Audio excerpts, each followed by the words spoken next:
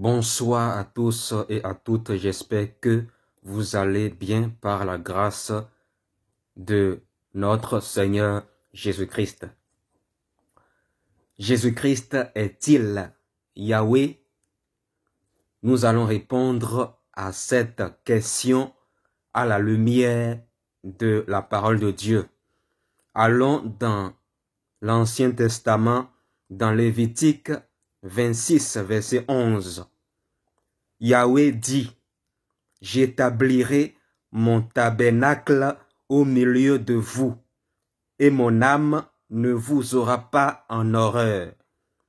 Yahweh dit: j'établirai mon tabernacle au milieu de vous, et mon âme ne vous aura pas en horreur. Sachez que l'être humain,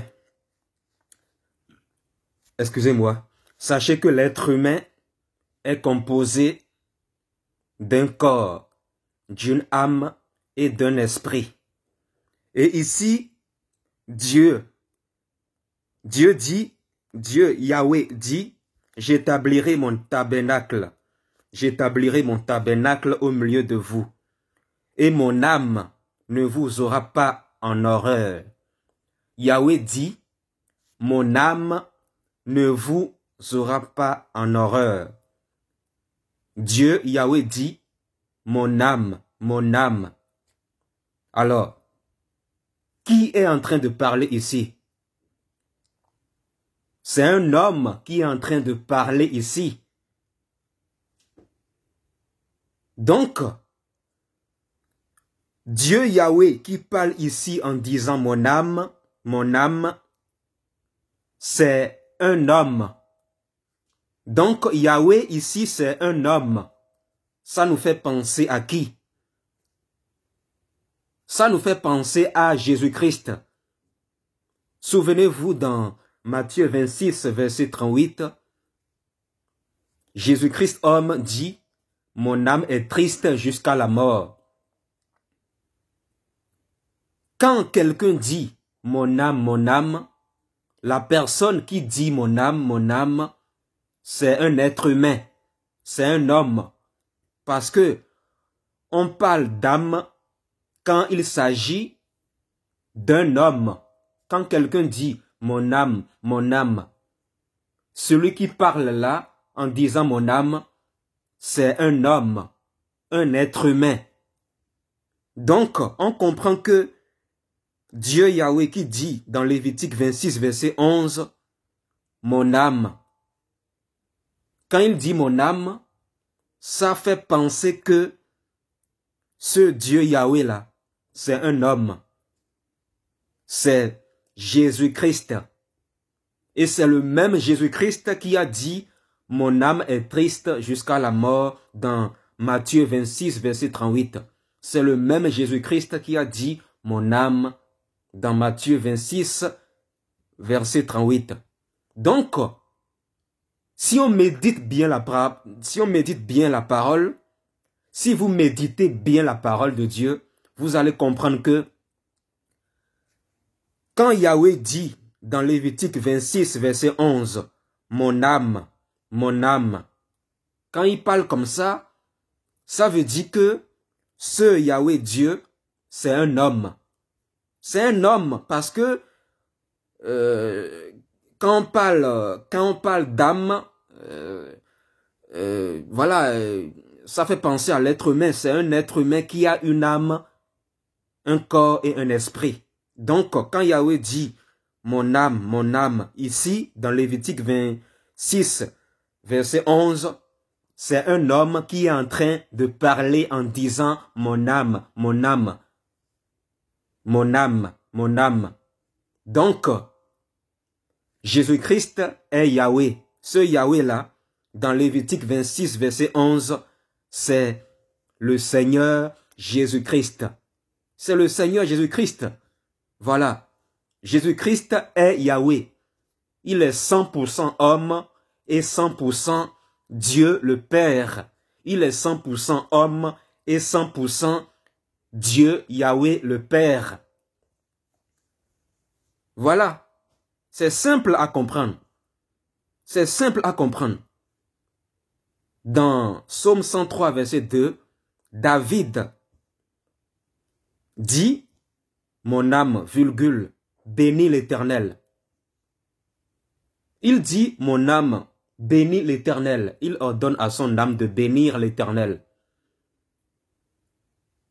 Voilà, son âme, c'est lui-même. Voilà, ne vous étonnez pas que David parle à son âme en ordonnant à son âme de bénir l'Éternel. Parce que quand David dit mon âme, dans Psaume 103, ça nous fait comprendre que c'est un homme qui est en train de dire mon âme, mon âme, mon âme. Parce que un homme est composé d'un corps, d'une âme et d'un esprit. Comprenez cela, chrétiens. Il faut comprendre cela. Il faut comprendre cela. Hein? Il faut comprendre la parole de Dieu. C'est important. C'est important. C'est important. Arrêtez de citer des versets bibliques pour contredire ce qu'on vous dit ici par la parole de Dieu. Arrêtez de citer d'autres versets qui vous arrangent pour contredire la vérité. Il faut arrêter ça. Comment peut-on citer des versets bibliques pour contredire d'autres versets? Ça veut dire quoi ça? Il faut arrêter ça. Comment peux-tu utiliser la parole de Dieu pour contredire la parole de Dieu? Ça, c'est la délinquance. Il faut arrêter ça. Il faut arrêter ça.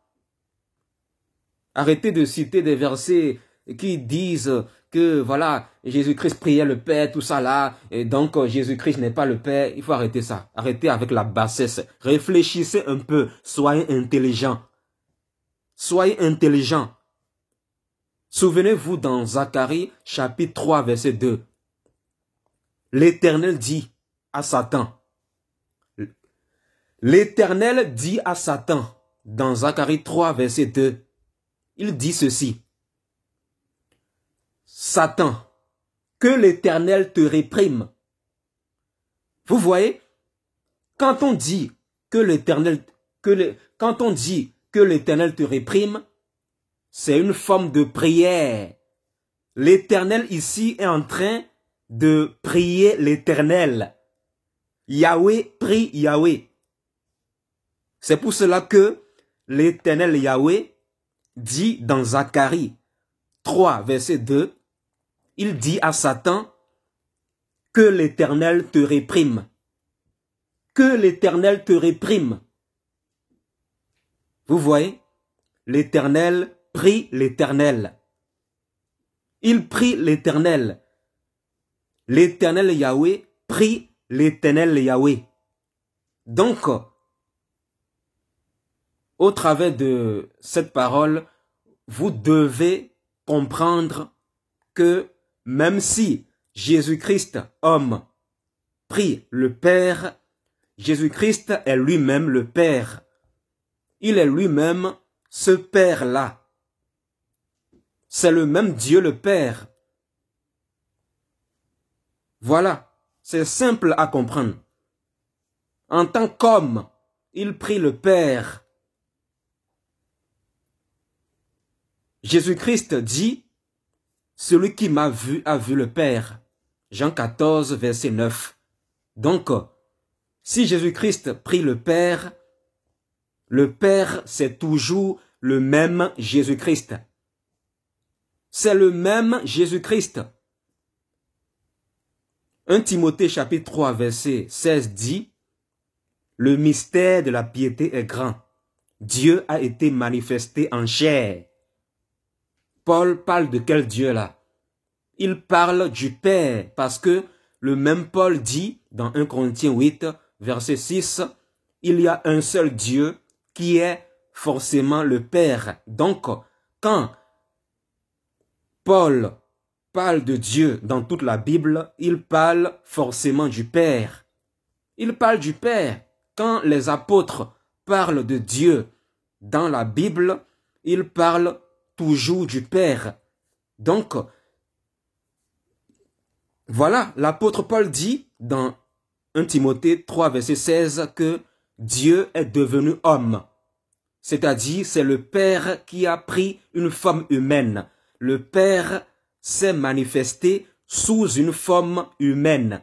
Il s'est manifesté sous une forme humaine. Voilà. C'est le même être.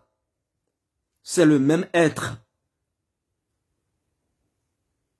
Jésus-Christ est le Père, le Fils et le Saint-Esprit. Ésaïe chapitre 9, versets 5 à 6. C'est écrit correctement noir sur blanc. Comprenez la parole chrétienne. Comprenez la parole.